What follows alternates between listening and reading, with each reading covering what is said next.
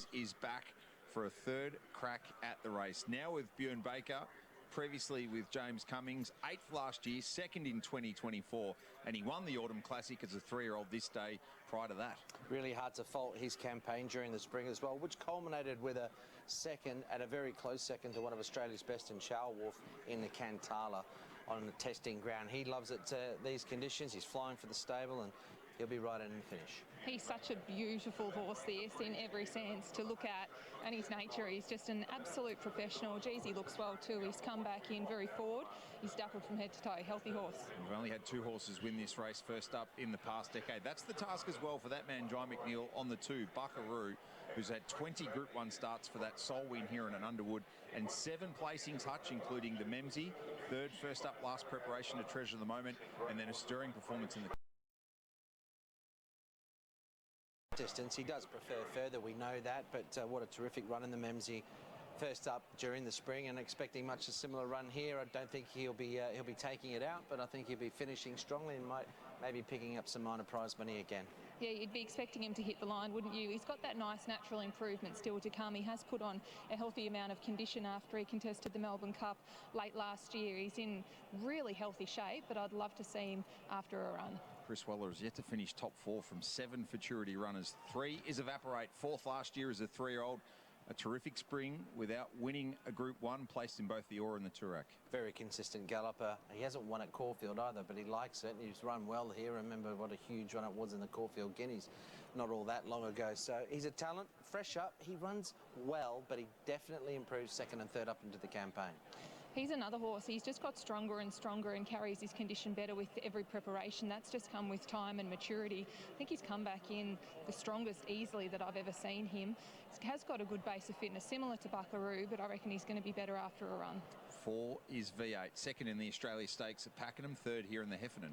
Racing well, but he's got to find a little bit, doesn't he? He was beaten almost 4 behind Tom Kitten in the Heffernan, and he tackles stronger company here, more depth anyway. So I'm sure he'll run a race. He's fit, 40 into 31, but I won't be with him. He's just having a decent sweat compared to some of his other opponents here, but his manners are really good. He's trying to keep it all in check. He is a very fit horse. He hasn't got any improvement to come.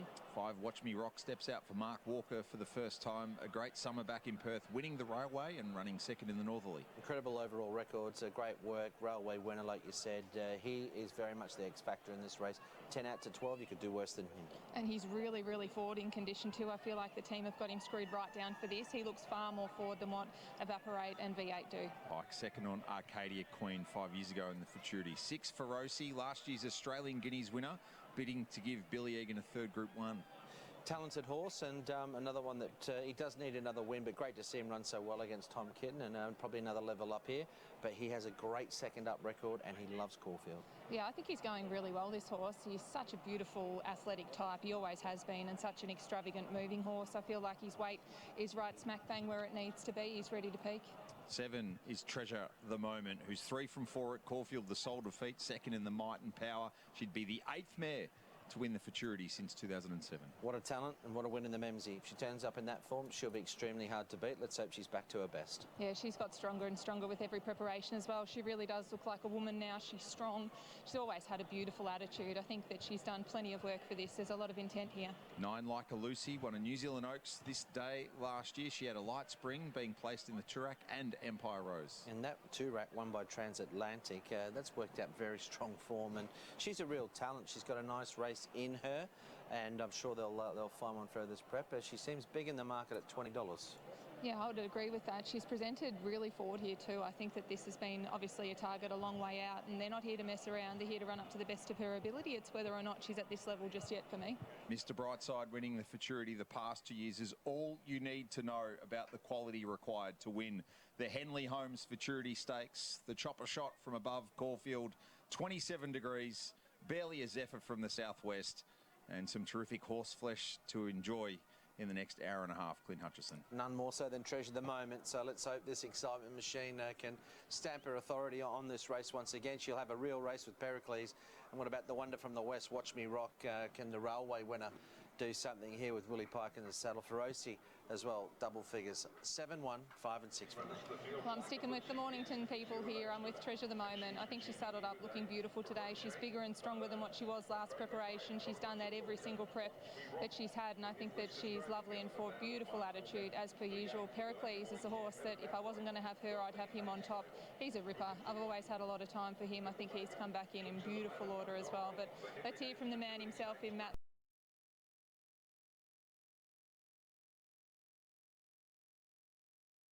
Just hoping it all works out for us. To my eye, she looks bigger and stronger. She's just got better and better with each preparation. Yeah, she has, naturally. I mean, she's a November-born foal, so she's always a little bit behind, but she's definitely thickened up quite noticeably, and yeah, she's certainly returned in good order. In hindsight, that colic setback that she had last preparation, she still ran exceptionally well. Do you think that it potentially had an impact on getting those illustrious Group 1s more than what you would have liked? Yeah, no doubt. Like it was probably right on Cox's plate where you could just start to see she was back to the way that the beginning of the prep was. But look, she did an incredible job and she's bounced through it well. So there's no reason to suggest she's not going to run a big race. Good luck, Matt. Thanks. $1.85. Thank you very much, Matt Laurie. Wouldn't mind a lolly. Anyway, she's thickened up, is what we wanted to hear, and stronger. The market's with you, Matt. So $1.75 and $1.85. Pericles, he hasn't moved. Look at that, $5.50. And at the end of the day, have a look at your same race multis. Absolutely unbelievable. Thank you very much for the little gummy there. So his Australian Guineas win of a year ago, trainer Dom Sutton is with us, and Damien Lane's one of our great riders, but how comforting is it to have B. Egan back aboard? Yeah, look, great to have Billy back on board. He knows the horse very well, and as he touched on, they've won a Group 1 together, so it's a good partnership. What's the plan? Just completely left it to Billy. Look, it looks like a little tactical affair. I said, don't get caught up in it too much. Just ride your horse and trust him. Obviously, we're going to have to see if we're good enough to beat the likes of Treasure at the moment, but I couldn't be happier with him. Tom Kitten gives you a good measuring stick, though, through the Heffernan. Exactly, and it rated very well as well, that race. So that gave us full confidence to come here today, and I think he's taken good benefit, so I wouldn't change in the way that he's prepped up for today. Good to hear. Good luck. Cheers. Thank you. Yeah, just getting to behind the barriers now, following Treasure the Moment, who, watching her come around to the barriers, just that beautiful, effortless, gliding stride. The team, Matt Laurie's team, couldn't have this horse looking any better coming to this first up. She is a real picture watching her come round here. Just looking at V8, he's got particularly hot coming round to the barriers. He's a different mould of horse. He's very much that big, strong type that looks like the 1400 is ideal distance for him. There's a couple here that really look like they'll relish a little bit further in time as well. But another horse that really struck me when he cantered round was Pericles. He's a different unit of a horse. He's just quality throughout, and again, effortlessly moved round here in a beautiful manner. So couple getting towed down, including Pericles, and they're just starting the loading process now. Yeah, there's a look at Feroci on screen, the horse that actually is being nicely supported as well. Hasn't been too many market moves. Are they letting you on or trying to attract some business with Treasure the Moment with a VOP out to 1.9, 14 into 950 for Feroci, a runner-up, and Evaporate just in half a click as well to 650. Starting to load up here. Can't wait for the first of our Group 1s, the Futurity. Here's Matt Hill. Great stuff. Hutch Pericles getting a last-minute towel down by Craig Williams, who's won this race 5 times. V8 going in. Buckaroo and Like a Lucy are going to be the final 2 to join them, with the jockey of Like a Lucy, Ethan Brown, with a white distinguishing cap.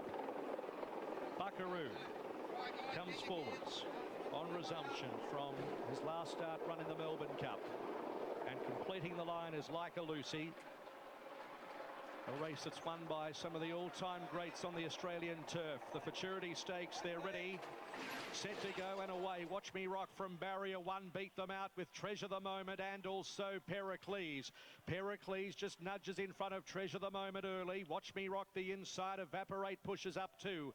Then came V8 Feroci about 3 lengths away. Buckaroo and Like a Lucy as last as they reach the top corner. The favourite led Treasure the Moment marginally by about a half neck to the outside. Evaporate 2 lengths. V8, who's caught 3 wide. The centre is Pericles and Watch Me Rock next the inside. inside. Feroci had to drift back.